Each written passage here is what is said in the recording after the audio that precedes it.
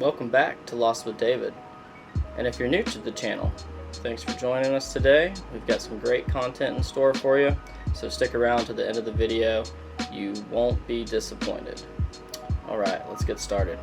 So, today we will be talking about my experience on YouTube, my first full year.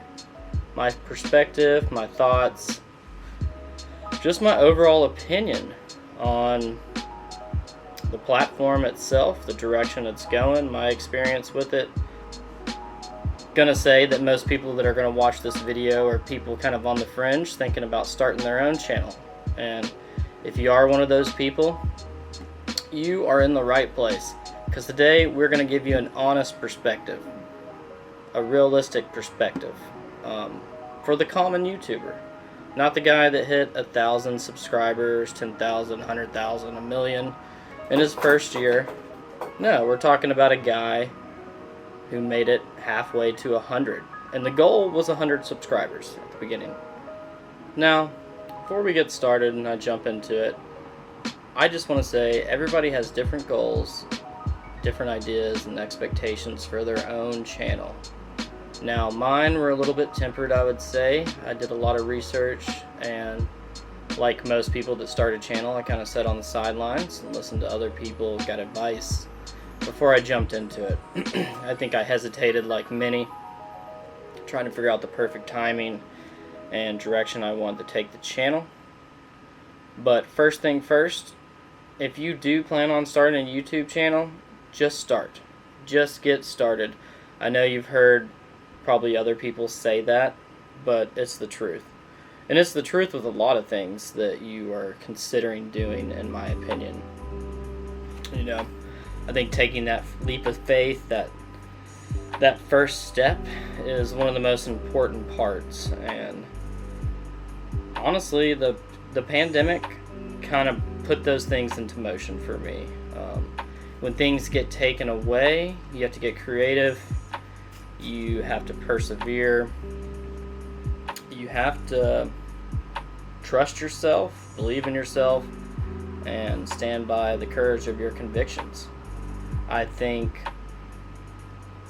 a lot of people sit back and stress about making mistakes, I don't know, pressure and being in front of the camera. There's all sorts of things.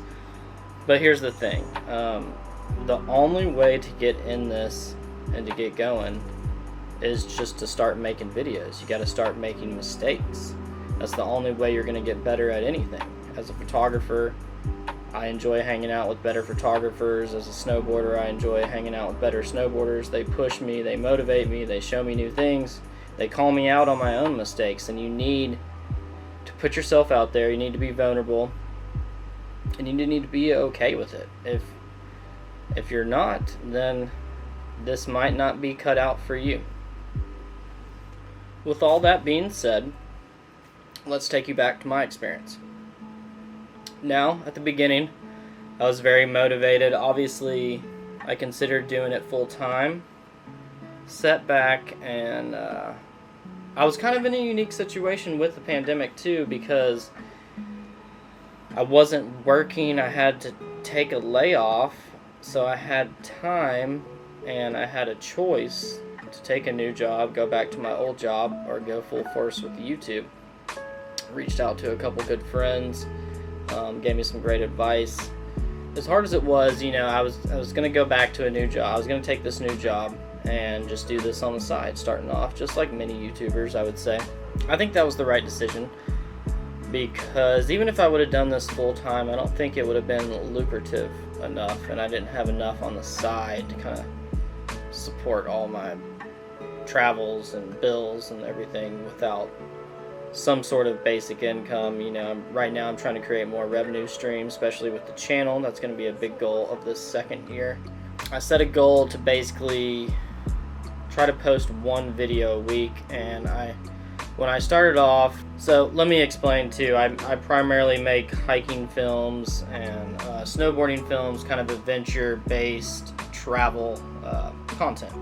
So when I originally started, I'd already done some hikes and I was kind of sitting on some footage, so I had some things kind of backed up where I could keep up that rhythm and that pace of uploading one video a week. But then I would say about 6 months into it, I kind of ran out of that extra footage and it came down to me actually having to produce a video a week, and that is very hard to do, you know, especially if you're in a relationship, you have kids, just prior obligations. It's really hard to make time to sit down and edit, focus, and put out a good quality video. I just don't want to pump out content to pump out content. I want it to have substance and for you to learn something from it. I don't want to waste your time as the viewer, just like I don't want my time wasted when I watch a video. I want to either, you know, experience something cool and unique, or learn something, or I don't know, take my mind off of the rest of the daily struggles of life.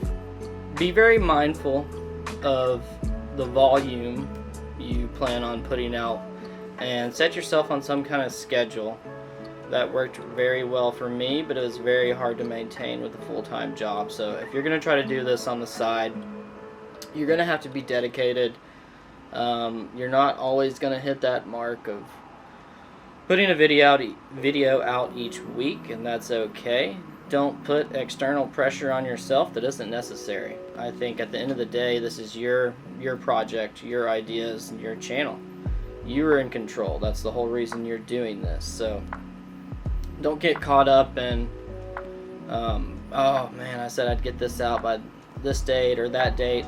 And that's one thing I will say too. Be careful about setting dates for releases, because, you know, a few times I had to backpedal and say, oh, sorry, I don't have it out by this date, you know, it's gonna be a few days from now or something like that. So be careful with that, and if you are gonna honor some kind of time or give your audience some kind of set date you're gonna release a video, if you don't get it out on time, you at least need to explain it or give some kind of explanation. I'm not saying you have to make a full video, but at least post or tweet or some kind of update on a story or whatever. There's so many platforms and ways you can get that message out. Just don't leave your audience in the shade. It doesn't matter if you have 50 followers, 100, 100 million. You need to value each one of those, and I do. I truly do. Alright, so I feel like I've been talking quite a lot because that's what I do, and I'm going to try to wrap this up. So if you're one of the people sitting on the sidelines right now, asking yourself, what kind of channel am I going to make? What kind of content am I going to create? When am I going to start the channel? You know, just wandering through all the questions that every beginner goes through. Everybody goes through this process. I went through this process, and every other YouTuber went through this too. You just gotta get started. There's no better time than now. If you really think about it, if you look at the direction everything has been going and is continuing to go, everything is some kind of content online where someone's creating their own channel, their own products, and it's such a beautiful time to be alive in that regard, where in the past you had to hire a marketing team and you had to do this whole production, and now you can do this in your apartment just like me, with a camera and a microphone. You don't need a fancy microphone like this too. I just bought it. I used this little stock microphone that came with my camera. I had one lens with my last camera. I got one lens for this one.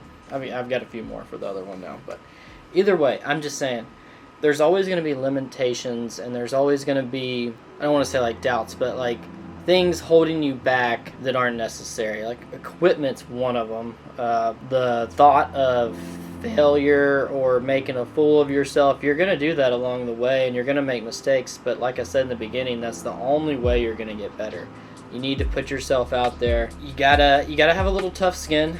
I haven't really entered the air where people are giving me all the nasty comments and stuff like that. As my channel grows though, I know those are going to be there, so you need to be open-minded about that.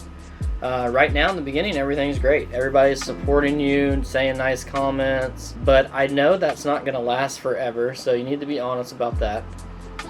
If you're okay with that. Yeah, it's really just getting after it, just getting started. I know I sound like a broken record, but it's the truth. The hardest part of any project is literally the first step, the first part of the process. Once you get going, you get into a rhythm, you start to find out what you're good at, what you're bad at, the mistakes you made over here, the mistakes you made over there. They're all necessary. It's all trial by error. Either way, I hope you guys got something out of this video. I really do. I enjoy making this type of content, and I'm going to continue to do it. In terms of speaking in front of the camera, if you go back and watch my earlier videos, I was so bad, and I still don't think I'm great, but that gets easier too. It gets easier to sit here and stare at a camera. Act like you're talking to a person. When I sit here and stare at this camera, I try to picture you guys, the audience. You guys are the ones I care about getting my message out to. You guys are the ones putting your time into my videos. So I try to think about those people on the other side.